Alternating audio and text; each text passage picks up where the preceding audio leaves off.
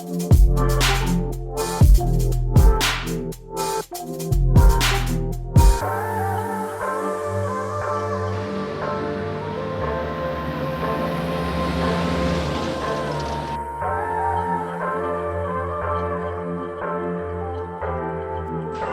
everyone, Adam here, going overland. We've got Hayley, Larissa and Joe inside, getting ready for a weekend coming up. I've got a bit of packing to do.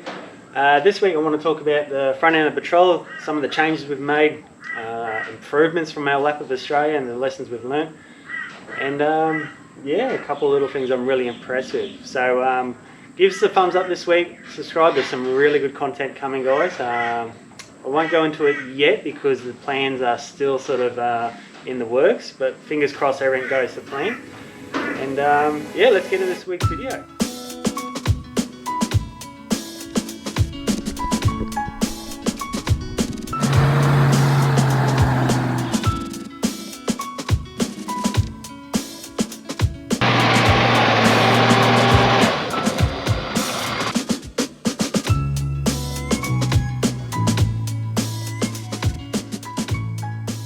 Alright, so one of the major things we do this week is the front end. We changed the spotlights and we paint up the bull bar and tidy up a heap of wiring. Look, like most four-wheel drives, it's sort of an evolution of gear that you add onto it, and the wiring was a bit of a mess. I'm still not quite happy with it. I'm not sure if I'm going to gut the whole lot out and start again. But one of the biggest issues we were having was the lighting. And Auxbeam, they seen our videos, they approached us, and look, they offered us some really expensive spotlights. And I said to them, look, that's not us. We don't want the top end stuff. That's not who we are. At the same time, I was sick of our cheap spotlights. We were given them from another company, and I'm not going to mention them because I was just so unhappy with them. So I never once posted a photo of them. I don't want you guys to think I'm a sellout or anything like that, but because they are in that budget price range. These were under 200 bucks, and the performance over the ones that were a bit cheaper is outstanding. These are the best spotlights I've ever had. We did get them for free, so take that into consideration, but if I wasn't happy with them, I wouldn't show them. There's a reason why they are so good. They've got 3 different types of LEDs inside them. They've got 2 big ones in the middle for your spots. They've got ones on the sides that you spread and go quite a good angle out, and then they've got the little LEDs for more of a mid-range.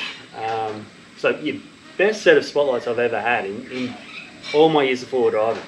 So I am stoked with them. The other thing we do is paint up the bull bar. Look, I was going to take it off, get it powder coated and acid dipped and all that stuff, and look, I just sanded it down and give it a spray myself. So we'll get into this week's video, have a look at all these things, and yeah, see what you think. And similar to our solar upgrade, it's not a top end huge price, but it's definitely not the bottom end. It's right in the middle where it's a good value for money. Just like everything we've been doing, value for money. We don't want the best of the best. We don't need it. Something like this is likely to get hit by a kangaroo, damaged in an accident. Even the shopping centre could get smashed. And look, if it's our access isn't the cheapest to keep our premiums down, so I don't want to be spending huge amounts of money on something that will cost us if it gets damaged. But at the same time, I want a light bar that's good quality, long distance, doesn't hurt your eyes when it's bouncing back off the signs. And yeah, definitely need an upgrade from those cheap ones.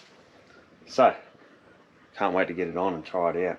And the good thing about Auxbeams, they come with a full mounting kit to mount it a few different ways, proper instructions, and a full wiring harness with it too. So it's not an extra to buy the wiring harness, which most people will need.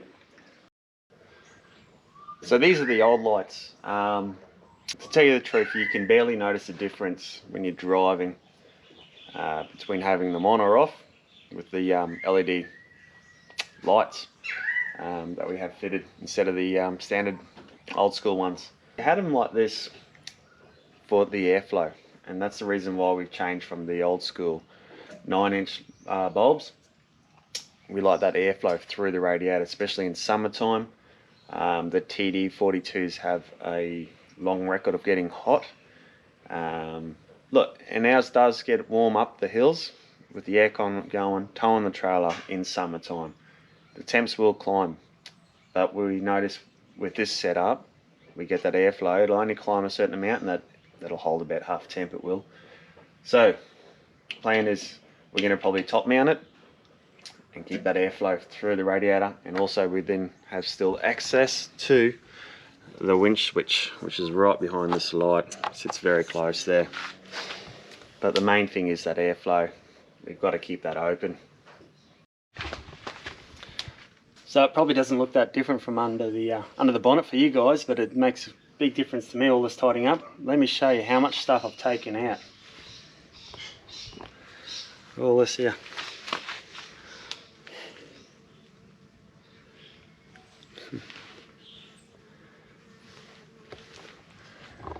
So that's all been stripped out from under here, and a bit under the dash as well.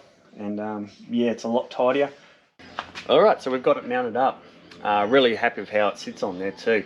Any wind that does hit it should make its way then into the radiator, and it's not blocking the grill at all. And having it mounted like this as well, the bull bar's first to hit. The light bar sits actually behind the bull bar, if you can see, sitting back there, which is fantastic.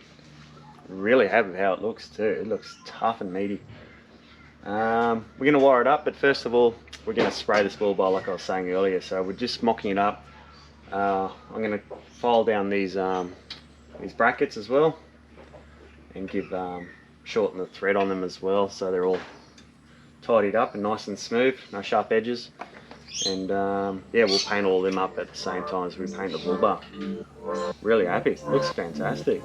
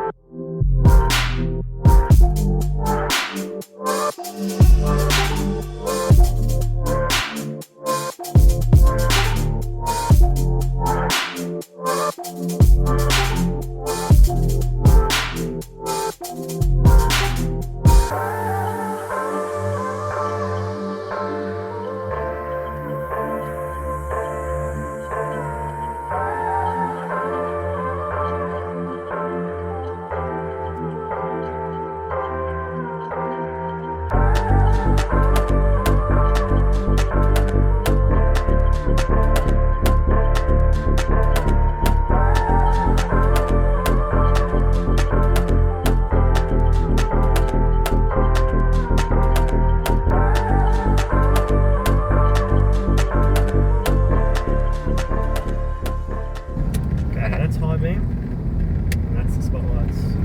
Yeah? Show me nothing. Oh, nothing? Oh no, jeez. Are you crazy? I just can't believe the difference. Like when you're on this road, okay, show me nothing. Yeah. Go back to normal lights now. It's like you can't see anything. Yeah. And they're quite bright compared to the old lights. Yeah. These are LED lights. Let me upgrade it too. That's the high beam, which is quite good. That's quite good. It's not too bad. And our old spotlights would be just a little bit brighter than that. And then you throw on the new ones, and it's just like daytime. That's incredible. And these are still a budget set of lights, like I was saying. These aren't super expensive. Not at all. Alright guys, that's this week's video. Look, I hope you got some tips out of it. I hope you're looking to Auxbeam if you are thinking about upgrading your lights. I'm really happy with them. Stick around for when we test them out on a weekend coming up. No doubt we'll be driving up there in the dark. And yeah, stick around. We'll do a long-term review on them if you want, just a little thing, not a full video. But I'm really happy with them. I'm really happy with how much spread and distance we get. And look, you do get a bit of glare back from the street lights, the street signs, but I think with any LED it's the same. We get that just with our driving lights, our normal lights.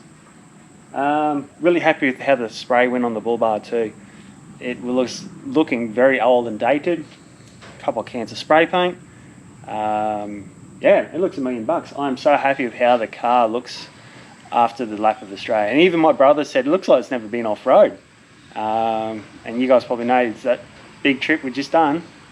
Hey, 90% of the time was off-road. Alright, stick around for more videos, guys. Thanks for watching. See you later.